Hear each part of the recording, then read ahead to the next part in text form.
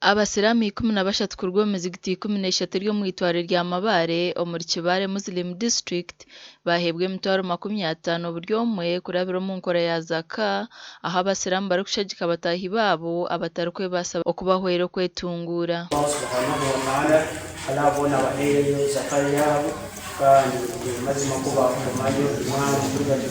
Kati omuntu yenna bw'omenya empagi y'eddiini n'obanga endala ozituukiriza n'omenyeemu ng'oginako obusobozi ekikutaasa muliro.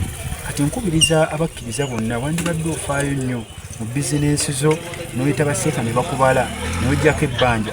Zaka si kintu kinene toga nti nja kwavuwala sente zijja kunzigwako bw'abanga akakadde nga kayiseeko omwaka mulamba kye bayita niswabu nti Allah agalako emitwalo 2.5 nawe osobola okutunulamu nti ekigendwa si kya kwavuwaza.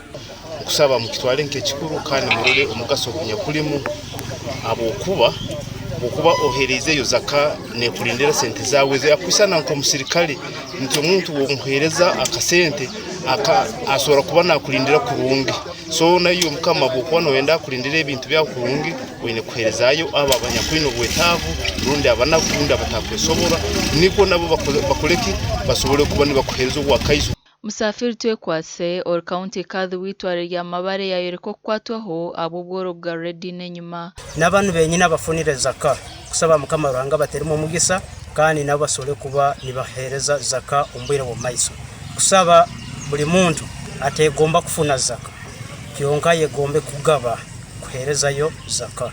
Kiraga nti zaka nkulu omuntu yandibadde ajeewa ate kyongera okwaga nti zaka bbanja ddene erituuka okuba nti tetukukkiriza genda nalyo wa Allah kati ate watya gwagenze nalyo olaba tukkiriza tulijje ku mayiti kati ate gwagenze nalyo so kati zaka kitwale nga kintu kikulu nnyo. Abatunga zaka basima alabwo kubijuka alabo abaherezayo zaka yabo kandi mazima ko bakomayo byariya uruga mu biti gwa kabonero funya kasente kano mitwara 5 sa kunkurakuranisa bade sikurakuranye naye saba Allah anteremo okunkurakuranisa ku sente zino zengenda kukozesa nfunya akasente kano bivinila olw'okunyambako mu bizinensi zange ngenda kwagenda kubanga kanyamba mukweyongerako nga bakampadde naye ate temukyerabira aba kyeyateekako mutemwa butulina kubawa aya tuzitegeere yagamba balina okufunako naye teyateekako muki mutemwa. Zaka n'empagi ya kashatu omu Busiraamu kandi hari omutemo gwa sente z'abagiga barikuhayo kuhebwa abantu abarikuba omu by'entaasya. Amakuru agashakwa Thomas tumwebaze.